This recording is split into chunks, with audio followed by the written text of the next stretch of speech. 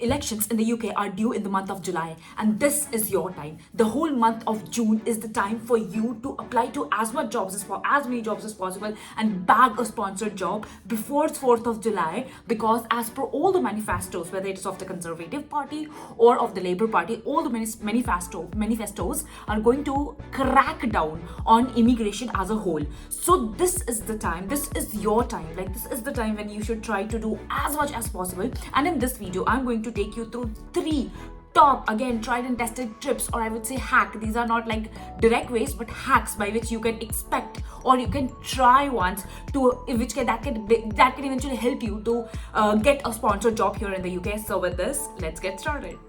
My number 1 tip for the day is register to as many, or get your profile registered to as many recruitment agencies as possible. And for every and any job listing, once you give them an email, call them directly and immediately to follow up or to even check that whether they have received your CV or not. All the job posted by the recruitment agencies will have the name or the contact number of the recruitment agency. You directly need to call them, and this is what I learned recently from a recruiter themselves, that they were like, because of a lot of CVs, many of the CVs actually gets lost and gets into their spam in the email boxes. So many of the candidates, like me, you, like all of us, there are thousands of CVs that never even reach the recruiter, that never even go to their inbox or land into their inbox. So rather than just relying completely on the emails, just give them a call, because this is going to help you in the long run.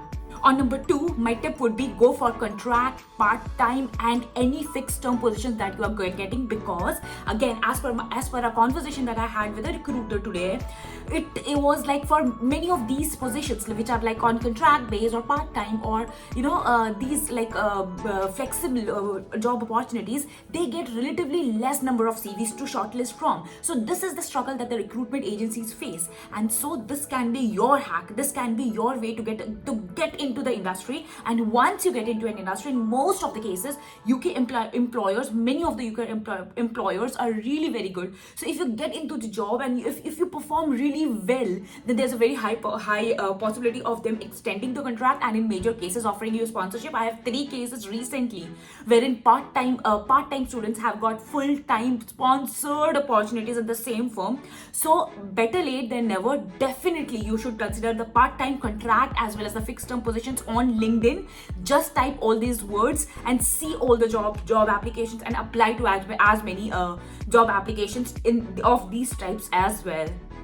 And tip number 3, one of the most important tip of the day, is just target small firms, medium to small firms. We all dream of working with big fours and large high cap market, many large businesses and things on those lines. But the reality is, it is very easy to convince a medium or a small size firm, or indeed a startup, or basically a startup or a scale up, to offer you sponsorship, to offer you a well paid job, then to convince these big fours and big firms, because these people already have a lot of people in queue. So they don't care, to be honest. And if you are the one, if you're targeting the mid and the small size business, definitely you won't get the pay scale that you get in those big firms, but the probability of you getting a job and then eventually getting a sponsorship is very, very high. And definitely there is the concept of performance appraisals that you get here in the UK, which is really high. So based on the company's growth, especially I'm talking about startups and scale up, if the growth is more, then their employers' pay also increases. So consider that fact surely, and try to convince all the mid and the small size employers to offer you a job and a sponsorship.